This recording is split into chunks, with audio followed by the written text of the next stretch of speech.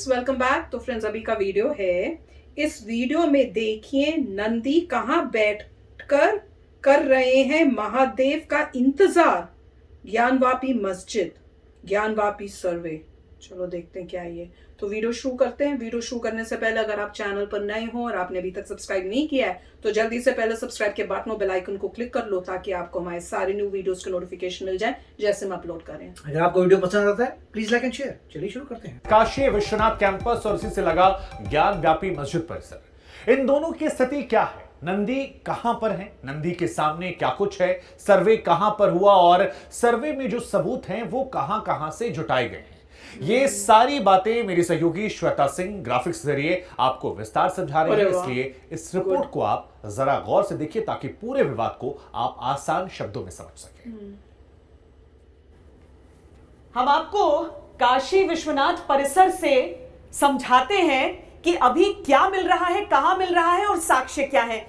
Corridor बनने के बाद काशी विश्वनाथ परिसर कुछ ऐसा दिखता है जहां पर एक ओर बाबा विश्वनाथ विराजे हैं और दूसरी ओर देखिए बाबा विश्वनाथ किशोर विराजे हैं और नंदी जी किशोर देख रहे हैं। तो नंदी जी यहां पर हैं और नंदी जी देख रहे हैं ज्ञानवापी परिसर की ओर और उनके ठीक बगल में आपको यह ज्ञानवापी कूप दिख जाएगा जिसको लेकर सदियों पुरानी मान्यता है यहां पर।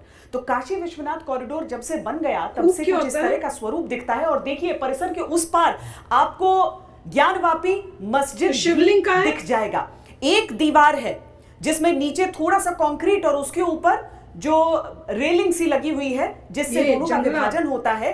पहले गली से भी आपको बाबा विश्वनाथ के दर्शन नहीं होते थे, अब आप जहां से देखिए आपको ज्ञानवापी मस्जिद तक सब कुछ नजर आ जाएगा वहां पर। और ये सारी चीजें जो साफ साफ नजर आ रही है ना, उसी के कारण अब बहुत सारी ऐसी चीजें सामने आ रही हैं जो अब कोर्ट में साक्ष्य के तौर पर भी पेश की जा रही है। तो हम नंदी जी के बिल्कुल पास पहुंचकर आपको हम पूरी चीज समझाते हैं कि दरअसल क्यों नंदी जी कहां मुख करके बैठे हैं, वो हम इतनी प्रमुखता से आपको दिखा रहे हैं की तरफ मुंह होता है उनका। यहाँ देखिए नंदी जी कहां देख रहे हैं, उस ओर देख रहे हैं ग्रिल के। अब नंदी जी हमेशा शिव जी की ओर मुख करके बैठते हैं। यहां तक कि जब आप दर्शन के लिए भी जाते हैं ना तो आप नंदी जी के साथ उस ओर देखेंगे तो आपको शिव जी के दर्शन हो जाएंगे। आप नंदी जी के कान में अपनी प्रार्थना बोलते हैं, वो शिव जी तक पहुंचाते हैं, ये मान्यताएं होती हैं। लेकिन यहां पर नंदी जी शिवलिंग की ओर नहीं देख रहे थे। काशी विश्वनाथ परिसर में जो शिवलिंग है वो कहीं और स्थापित रही, लेकिन नंदी जी देखते रहे वहीं पर है ना, वो जो दिखा रहे हैं वहां पे शिवलिंग है। और इसीलिए अब इस बात को इतनी प्रमुखता से कहा जा रहा है कि क्या नंदी जी जो महादेव की ओर देख रहे थे, जो बाबा की ओर ग्रिल के उस पार देख रहे थे, वो उस वजू खाने में मिला है अब।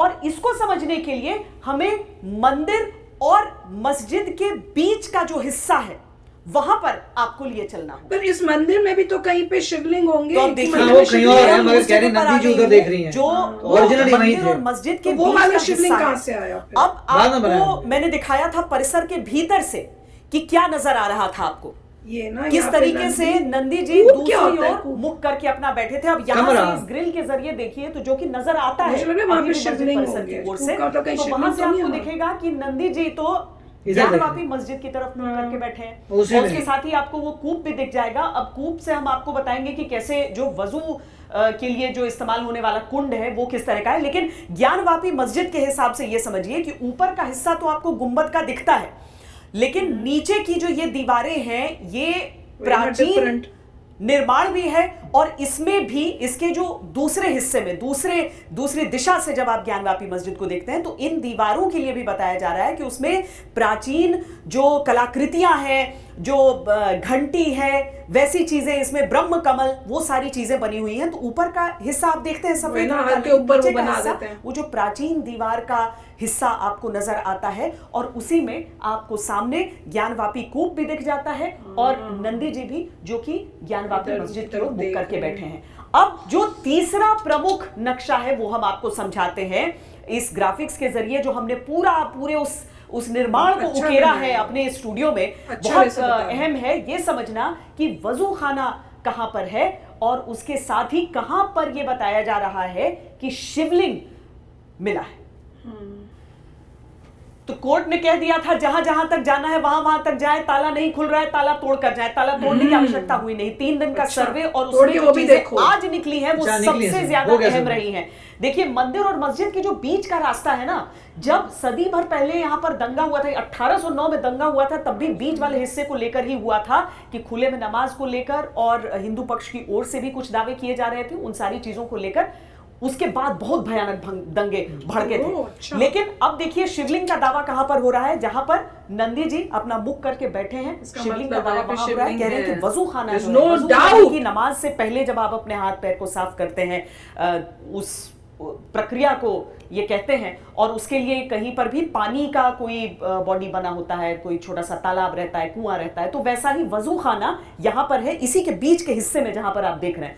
और वहीं पर बताया जा रहा है कि एक शिवलिंग मिला है वहां पर। उसके बाद अदालत की तरफ से भी तमाम आदेश दे दिए गए हैं, बहुत सारी पाबंदियां भी लगा दी गई हैं, और अभी बहुत बवाल इसको लेकर मचा हुआ है। देखना है सुप्रीम कोर्ट में इसको लेकर क्या होता है। लेकिन ज्ञानवापी मस्जिद का ये हिस्सा और मंदिर का वो हिस्सा, बीच का हिस्सा जहां पर अभी से नहीं सदियों सदियों से विवाद रहा है, और वहीं पर वजू खाने में शिवलिंग के मिलने का दावा किया जा रहा है। तो फ्रेंड्स अमेजिंग वीडियो, खासकर जिस तरह से उन्होंने उसको पिक्चराइज करके दिखाने की और एक्सप्लेन करने की कोशिश की, वो काफी मतलब आप जब देखते हो तो समझ में आता है। पर मुझे एक ये प्लीज बताओ कि ये कूप क्या होता है, क्योंकि वर्ड मुझे कूप नहीं पता समझ आया कि कहीं वहां जहां पे शिवलिंग रखे हुए हैं, मंदिर में भी शिवलिंग होंगे, अब जो शिवलिंग है वो एक्चुअली में कहाँ है।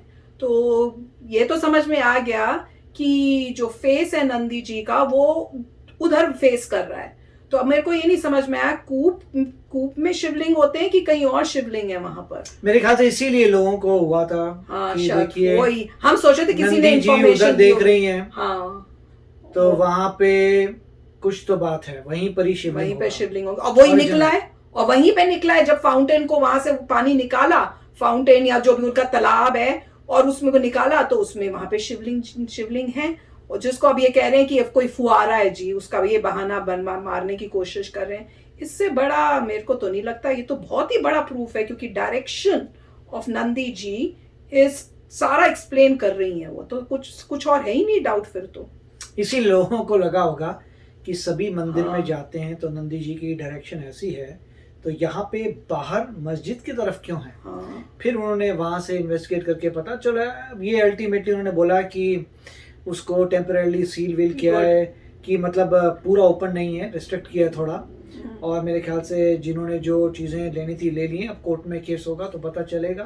मेरे ख्याल से तो वो कमरों को भी खोलना चाहिए जो बंद हैं, ताकि वहां से भी और एक्स्ट्रा प्रूफ आ जाए। जब इनफ हो पर और लेने में क्या जाता है, और पता भी चले क्यों बंद है, क्या है वहां पे, करना तो चाहिए था टू गेट द इंफॉर्मेशन। नहीं, काफी अच्छा है, और इन द सेंस कि साइंटिफिकली स्टडी हो रही है, इसलिए मैं कह रहा हूँ अच्छा है। इसलिए नहीं कि मतलब इस टाइप की बातें हो रही है। पॉइंट ये है कि नॉलेज होनी चाहिए कि देखिए ऐसा हुआ था, इससे प्रूव हो जाएगा कि एग्रेसर्स आए थे, उन्होंने जहाज बहुत डैमेज किया था, और इससे आपको पता चल रहा है, हिस्ट्री आप अपनी ठीक करेंगे, लोगों को समझाएंगे।